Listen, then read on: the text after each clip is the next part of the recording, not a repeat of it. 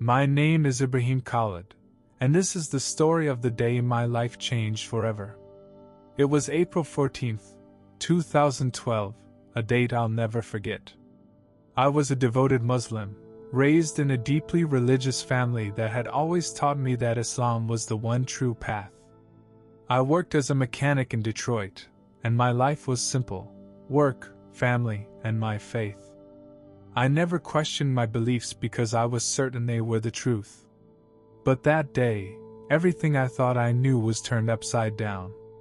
After a devastating car accident, I found myself trapped in a terrifying darkness, an endless void that swallowed every sound and sensation. There was no comfort, no peace, only an overwhelming emptiness that seemed to pull me deeper and deeper. I kept waiting for the angels I had been taught about in Islam, the ones who would come to question me about my faith. But no one came. Just as I began to lose hope, the void gave way to something entirely different, something so vivid, so real, that I could feel the air moving around me. I found myself standing in a rocky, dry landscape, ancient and unfamiliar. It reminded me of the images I'd seen of Jerusalem, yet somehow it felt like I had stepped into the past. The air carried a strange stillness, and everything felt far too real to be a dream. As I turned my head, I saw him, Jesus. But he wasn't the powerful figure I had always imagined Christians worshipped. This was a man, beaten, bloodied, and barely able to stand beneath the crushing weight of a massive wooden cross. His body was torn from deep lashes, his skin shredded from the brutal whips that had struck him. Blood streamed down his face from a crown of twisted thorns that had been forced into his head. His eyes, though filled with unimaginable pain, seemed burdened with something even deeper, a sorrow that pierced me to my core. Around him, a crowd had gathered, but they weren't there to help. People were shouting cruel insults, their voices filled with hate. Some spat at him, others laughed as if they took pleasure in his suffering. Jesus' body trembled with exhaustion, and I watched helplessly as his legs buckled beneath him. The weight of the cross slammed him to the ground, his face hitting the dirt with a force that made my chest tighten. I wanted to reach out, to lift the cross off his back, to scream at the soldiers to stop, but I couldn't. I wasn't really there. I was only a witness, powerless to intervene. The soldiers barked harsh commands, grabbing Jesus by the arm and dragging him back to his feet. His legs were shaking, his breathing shallow, yet they showed him no mercy. They forced him forward, pushing him step by agonizing step. The pain on his face was unbearable to watch, yet what struck me most was his eyes. Even in his agony, there was no bitterness, only a deep sadness, as if he was mourning something far greater than his own suffering. I didn't understand it then, but those eyes, they stayed with me. The scene shifted again, and suddenly I stood at Golgotha. The sky had darkened, and the air felt heavy, almost suffocating. Jesus was hanging from the cross now, his body broken beyond recognition. His hands and feet had been nailed to the wood, the metal spikes driven deep into his flesh. His chest rose and fell with strained, painful breaths, each one seeming to take every ounce of strength he had left. Below him, some people wept bitterly while others mocked him with cruel laughter. I noticed his followers standing nearby, their faces pale and streaked with tears, their bodies shaking with grief.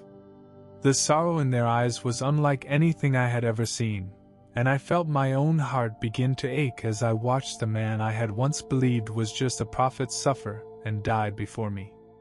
I wanted to look away, but I couldn't. My eyes were locked on him as he hung there, gasping for air. Each breath looked agonizing, as though his body was fighting just to stay alive for one more second. Blood trickled from his wounds, and his skin, torn and bruised, seemed to hang loosely from his broken frame.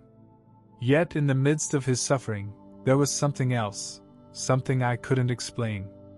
Even as his body gave out, there was a strength in him, a purpose that seemed greater than the pain he was enduring. It was as if he was willingly carrying a burden far heavier than the cross itself. Then came his final breath. His head dropped forward, his body slumped, and in that moment, everything changed. The ground beneath me shook violently, the earth splitting open as thunder roared overhead.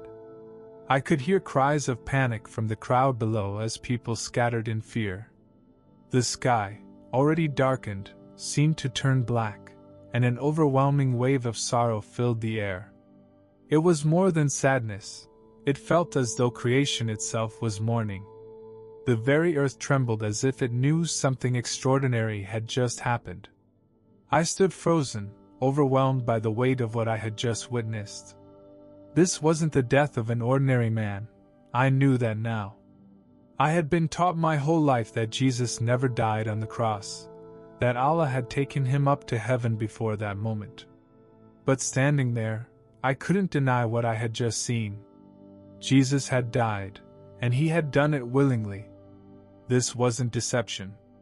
This wasn't a lie. It was real, and I knew I had been wrong. Before I could even begin to process what I had witnessed, the scene shifted again. Suddenly, I was standing outside a tomb. A large stone had been rolled away from its entrance. The air felt different now, lighter somehow, yet there was an unshakable tension in my chest. Moments later, I saw a group of women arrive at the tomb. Their faces were filled with confusion and fear as they stared at the empty space where Jesus' body had been laid. I watched as they gasped in disbelief. Jesus was gone. Then he appeared. Jesus stood before them, no longer broken, no longer bloodied. His body was whole, radiant with life. The wounds in his hands and feet remained, but they no longer bled. Instead, they seemed to glow, like reminders of the price he had paid. The women fell to their knees, weeping in both awe and joy. Soon after, I saw Jesus appear before his disciples. Their faces reflected shock, yet their disbelief quickly turned to overwhelming joy as Jesus showed them his hands and feet, proving that he was truly alive. I watched as he spoke to them, his voice calm yet filled with authority. He told them to go into the world and share the truth I had spent my entire life rejecting. It wasn't the story I had been taught. Jesus wasn't just a prophet. He wasn't a man who had been spared from death. He had died, he had risen, and he was exactly who he claimed to be, the Son of God. Just when I thought it was over, the vision shifted once again. This time, I saw something different, something that filled me with dread. I was no longer in the ancient streets of Jerusalem or standing outside the empty tomb. Instead, I found myself in the middle of a vast desert. Before me stood a man I had never seen before, yet somehow I knew exactly who he was, Muhammad. I watched as he spoke to a growing crowd, passionately declaring that God had revealed a new message to him, that he was the final prophet. At first, it seemed noble. His words carried confidence, and the people listened closely. But then my eyes were drawn to something else, something far more disturbing. It was as if I could see behind his words, beyond what was happening on the surface. There was a darkness surrounding his message, a distortion that twisted the truth I had just witnessed with my own eyes. I saw verses being altered, key moments from Jesus' life being rewritten. The story of the crucifixion, the very moment that had changed everything, was erased.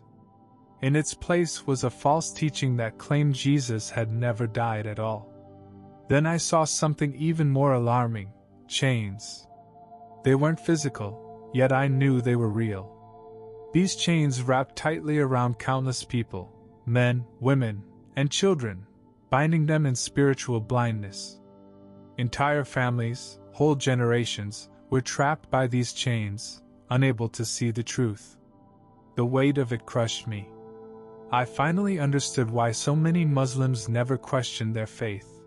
They weren't just following a religion, they were bound by a lie.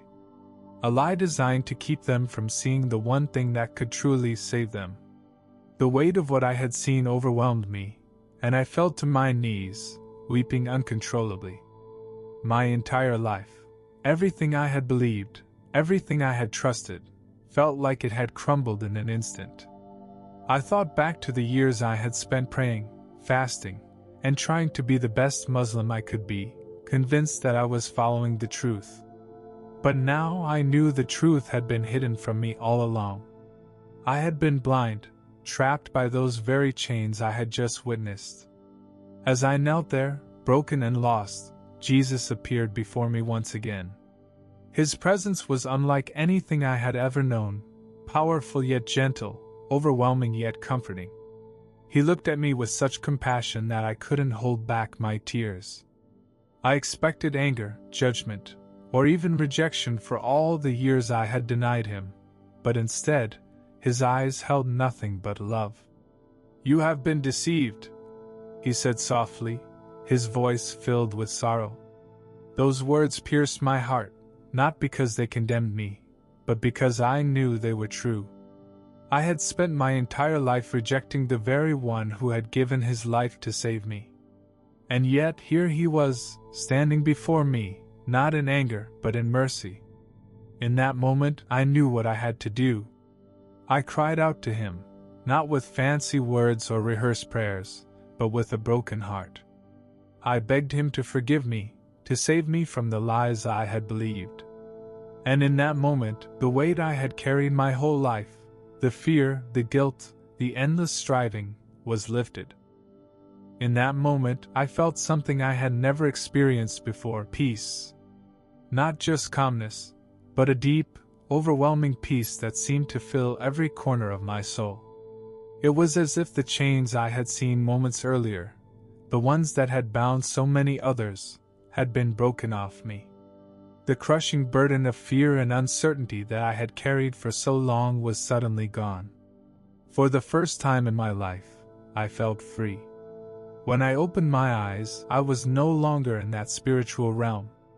I was back in the hospital, lying in a hospital bed with tubes in my arms and machines beeping around me. My head ached, my body felt weak, but none of that mattered. All I could think about was what I had just experienced. Nurses and doctors were moving quickly, checking my vitals, but I barely heard them. I knew I had just encountered Jesus, the real Jesus, and my life could never be the same. When my family came to visit me, I knew I had to tell them what had happened. I sat with my wife, Aisha, and tried to explain everything: the accident, the darkness, and ultimately, my encounter with Jesus. But before I could even finish, I saw the fear in her eyes. "You can't say things like that," she warned me. "You know what this means." I knew exactly what she meant. In my community, turning away from Islam wasn't just shameful, it was dangerous. But no matter what it cost me, I couldn't deny the truth. Over the next few weeks, my life became unrecognizable. Word spread quickly that I had claimed to see Jesus, and soon my closest friends, people I had known for years, began to distance themselves from me. Some called me a traitor, while others warned me that I was being deceived. Even my own brother Yusuf refused to speak to me, telling me I was bringing shame to our family. But the hardest part was losing my wife. Aisha begged me to reconsider, to forget what I had seen and return to Islam. "You're just confused," she said, tears running down her face. "You were in an accident, your mind's not thinking clearly." But I knew what I had experienced wasn't confusion or a dream, it was real. When I told her I couldn't turn my back on Jesus, she packed her things and left, taking our children with her. I felt crushed, but somehow, that peace I had experienced after calling out to Jesus never left me. I didn't know what my future would look like, but I knew one thing for certain: I couldn't keep this to myself. I had seen the chains that held so many people in spiritual blindness, and I couldn't stand by and watch it continue. I started sharing my story, telling anyone who would listen about the Jesus I had encountered, the Jesus who didn't just die, but rose again to offer salvation to anyone who would believe in him. As I began sharing my story, I faced even more opposition. Former friends turned against me, spreading rumors that I had lost my mind. My old mosque labeled me as an apostate, and I started receiving threats, some subtle, others terrifyingly direct. There were nights I barely slept, worried that someone might show up at my door. I had lost nearly everything, my family, my community, and the life I once knew, yet I still couldn't turn back. The truth I had seen was too powerful to ignore. But in the midst of all the hardship, something incredible started to happen. People began to listen, really listen. Some were curious, others were skeptical, but many were desperate for hope. I met Muslims who quietly confided in me that they, too, had doubts about what they'd been taught but were too afraid to ask questions. When I told them about the chains I had seen, the spiritual bondage that had kept me blind for so long, their eyes would widen in understanding. They knew those chains well because they had felt them too. And then I began to see something I never expected, people turning to Jesus. It started slowly, one man here, one woman there. But soon I saw more and more Muslims coming to know the truth. Entire families began walking away from the lies they had believed their whole lives, surrendering to the Jesus I had encountered face to face. The same Jesus who had broken my chains was now breaking theirs too. The more I shared my story, the more I realized that this wasn't just about me. It was part of something much bigger. I began to hear testimonies from people all over the world who had experienced the same thing. Dreams, visions, and encounters with Jesus that completely changed their lives. It was as if a spiritual awakening was unfolding right before my eyes, one I never imagined I'd be a part of. I remember one man in particular, Omar, a former imam who had spent years teaching others about Islam. When he heard my story, something inside him stirred. He pulled me aside one evening, his voice low and trembling. "I've felt those chains too," he confessed. "I've always known something wasn't right, but I was too afraid to question it." Over time, I watched as Omar's heart softened. He began reading the Bible in secret, wrestling with the truth he had avoided for so long. And one night, with tears in his eyes, Omar gave his life to Jesus. The peace that filled his face reminded me of what I had felt the day I first called out to Christ. Stories like Omar's continued to pour in, people finding freedom, families being restored, and hearts being healed. I realized that the vision Jesus had shown me wasn't just about revealing the lie I had believed. It was about exposing the truth that had the power to set people free. Jesus wasn't just a prophet. He was the Savior, the only one who could break those invisible chains and bring true peace. If you're hearing this today and something is stirring in your heart, I believe that Jesus is calling you too. He's not distant. He's not angry with you. He's reaching out, just like he reached out to me. No matter what you've done, no matter how lost you feel, he's ready to welcome you with open arms. I know firsthand what it's like to be blind to the truth, to believe you're walking the right path only to realize you've been deceived. But Jesus is the way, the truth, and the life, and he's waiting for you to come to him. If you're feeling that pull in your heart, don't ignore it. Call out to him. He's listening. If this story has impacted you, I encourage you to share it with someone who needs to hear it. Jesus is moving in ways we can't always see, and your voice may be what leads someone else to the truth. Thank you for listening, and consider subscribing for more testimonies like this one, and may you find the peace and freedom that only Jesus can give.